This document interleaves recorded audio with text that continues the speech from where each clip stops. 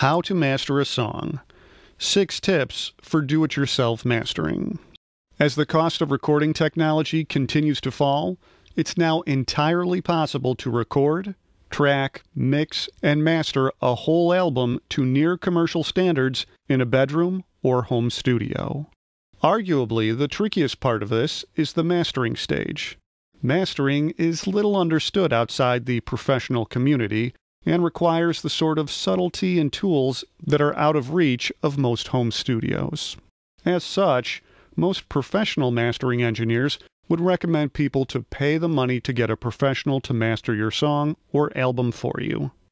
Sometimes, though, due to budget, time, or sheer enthusiasm, DIY mastering has to be done. If you find yourself in the situation where you need to master your own music, here are a few tips to help you along the way. P.S. This guide was contributed by Nick at Brighton Mastering. Do you want to write one too? See our guest blogging guidelines here. Aim for a finished product at every stage of mastering. An old teacher of mine once told us to aim for a finished product at every stage. Obviously, no matter how much care you put into mic placement, gain, staging, etc., you're not going to get a finished sounding record at the tracking stage.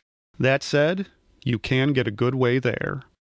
Often, people who start dabbling in mastering start mentally leaving tasks for the final stage. It's not punchy enough. No worries, I'll sort it with some multi-band compression later. This is a bad idea. Speaking from a professional perspective, the best mixes need a touch of enhancement EQ, usually a little, and I mean a little broadband compression, and some AD clipping. That's it. If you need to do any more than that, it's something that would probably be better corrected in the mix where it won't affect everything else. Know what you're listening to. The biggest problem DIY masterers face is a less than ideal monitoring space. It's often said that this is what really separates a mastering engineer from a mix engineer. If you really can't go to a different, and hopefully better room with better monitors and acoustics, then at least know the limits of what you have. Run some test tones and find out where the resonances are in your room.